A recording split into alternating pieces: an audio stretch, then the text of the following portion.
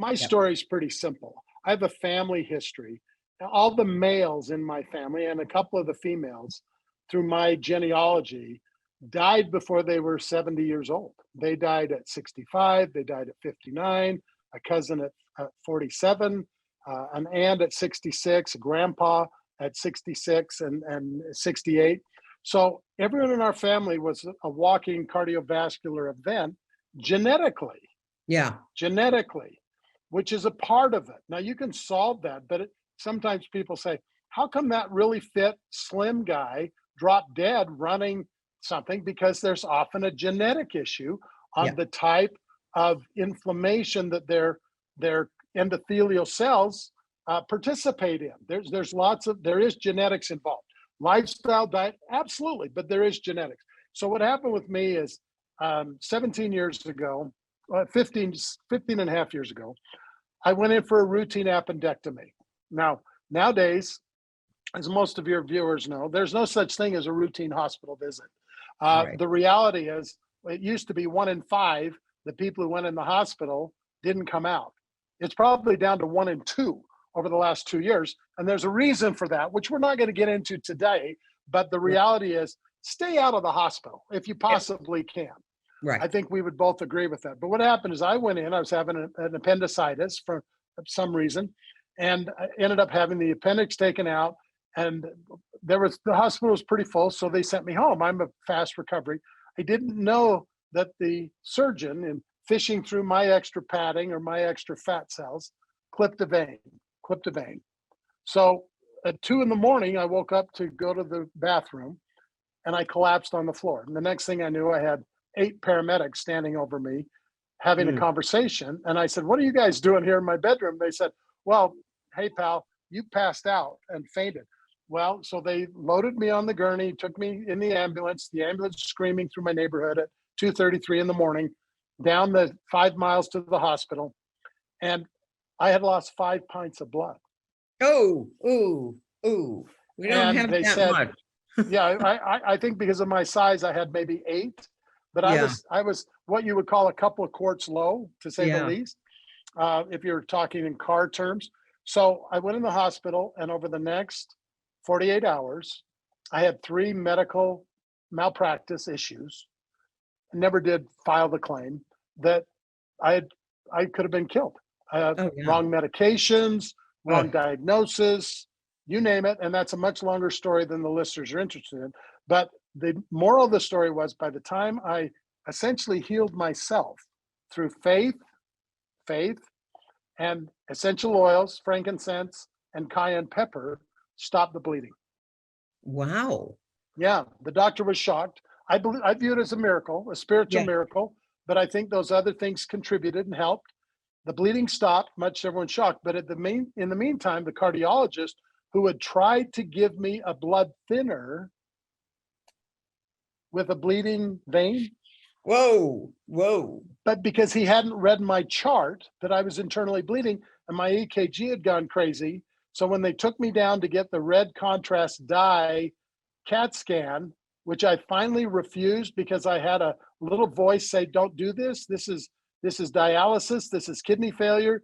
This is." I didn't know that. I wasn't smart enough to know. Now I know how toxic the red contrast dye is, and people need to educate themselves on that, because it's like you giving yourself a Drano enema through your endocrine system when Oof. you use the red contrast dye. They're trying to find a blockage, but at the same time, they're burning down the whole forest.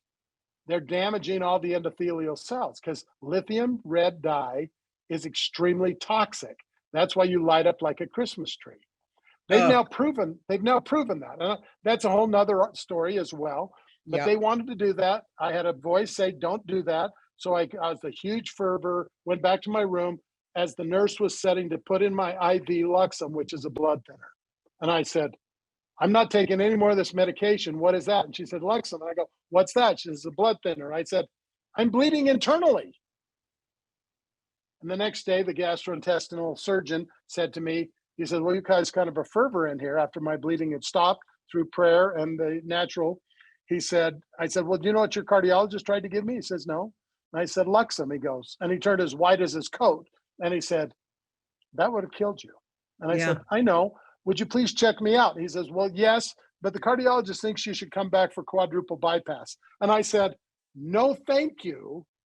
If my appendectomy didn't go very well, I'm really not interested in the sawing of my chest, opening myself up to the infection and everything else. And so that led me to find an alternative to heart surgery, which led me to your friend Furad and Ignero and Fergok, who got the Nobel Prize in 1998, that nitric oxide reverses cardiovascular problems, reverses atherosclerosis. And so in 2007, in the fall, after I found a nitric oxide supplement, and all of a sudden my arterial age got better, my blood pressure was normal, triglycerides dropped, and I said, what in the crap's in this stuff?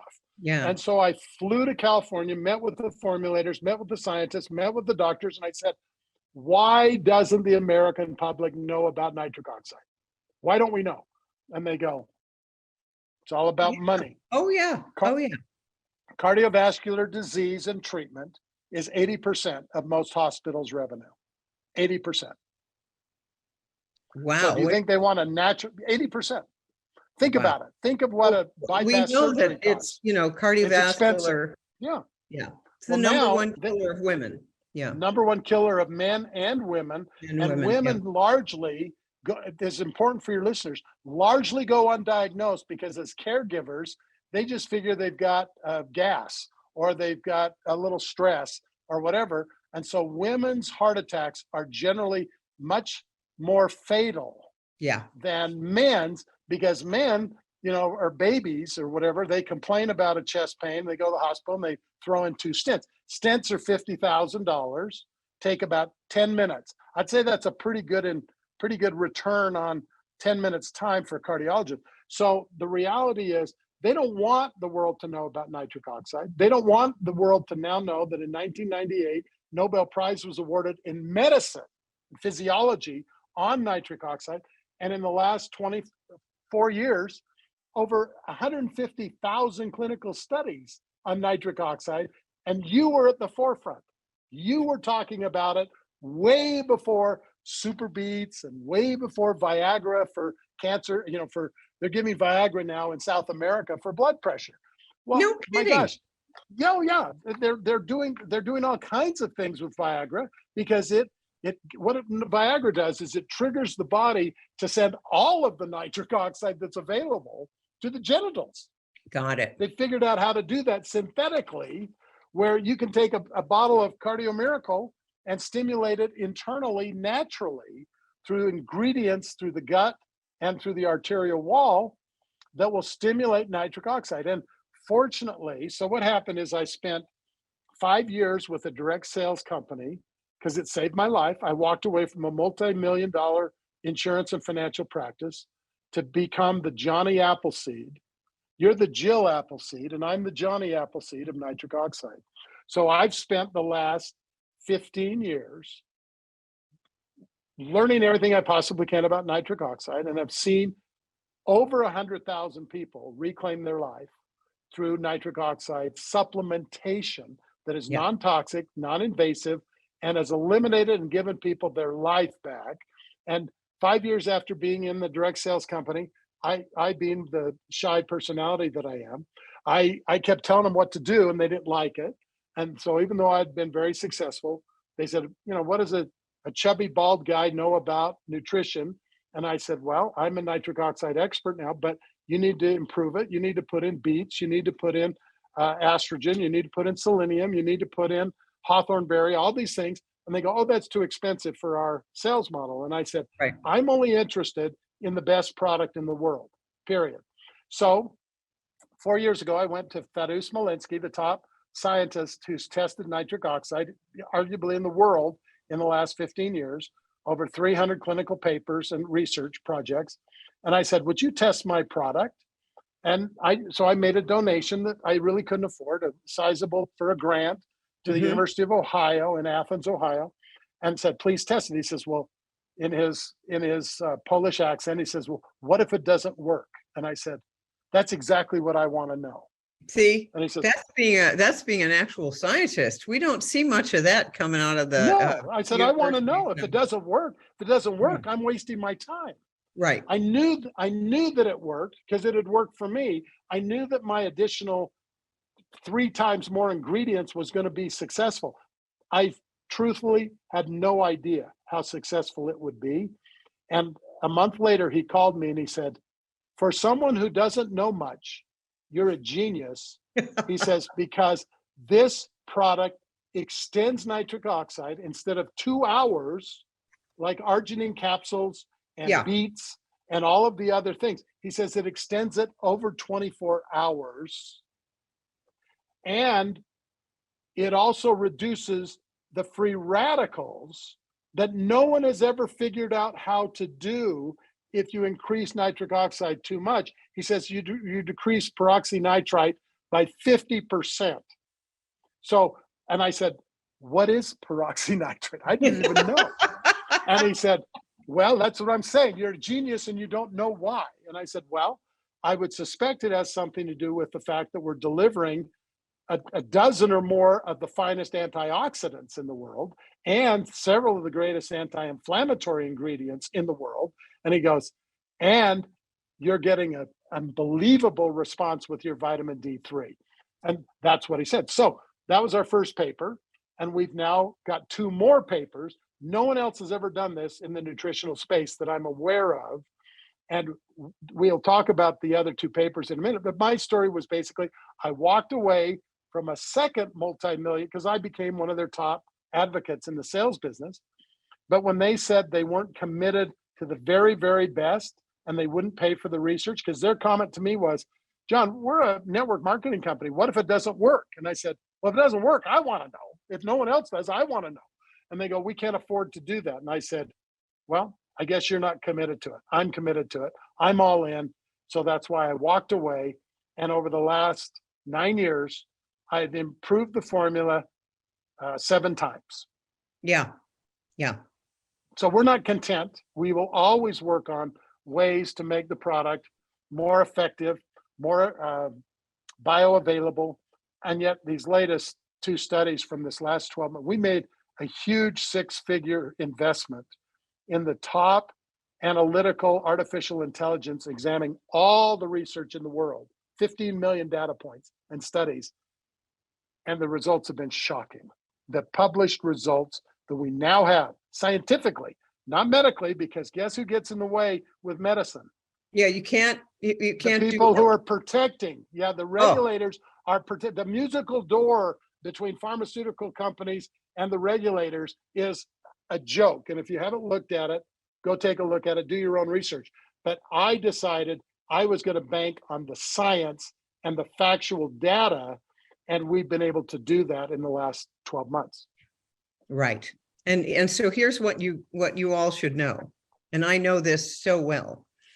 If you have a product that improves health on every level, and John and I could give you the diseases that this thing turns around, but we cannot. We cannot make structure function claims. Like if you take this, it will do blah, blah, blah, blah, blah. But I do want to tell you some things that have been my personal experience. Okay, so I have a good friend who is a master's competitive swimmer. That means that the guy's over 55 and he competes in whatever it is. I don't know what he swims, and he was having real problems with something with his heart. And he went to the cardiologist and he had a stress test. And the guy said to him, your cardiovascular fitness is so good that we don't even have a place on the chart for you. And so I said to him, look, just take some Cardio Miracle. You just need to take some Cardio Miracle. Whatever it was, he was flagging or getting too tired after a certain, it is gone. It is gone. So he doesn't miss a day. He makes himself this concoction every morning that's, just delicious. And so many people now have problems with with their heartbeat, with the rhythm is off, all of that stuff. This stuff, because of the nitric oxide, and also because it's doing things with vitamin D. Now, the vitamin D thing is fascinating because there's a whole group of people that no matter how much vitamin D they take, they can't get their levels. Can't move the needle far enough. That's it. This thing, the Cardio Miracle, does something synergistically where it helps your body manufacture vitamin D. And remember, vitamin D is both a hormone and a vitamin. And it's generally produced under your skin when you are exposed to sunlight. Well, how many people are indoors all the time? And then we just went through the horrific thing of shutdown, COVID, where people were afraid to go outside. Not only were they afraid, they were prevented from going to the beach, going to the parks. The beaches, the parks, all the running trails were closed. I mean, you couldn't go out. So something like Cardio Miracle has helped people maintain their health during what I consider one of the darkest times in human history. history. Absolutely.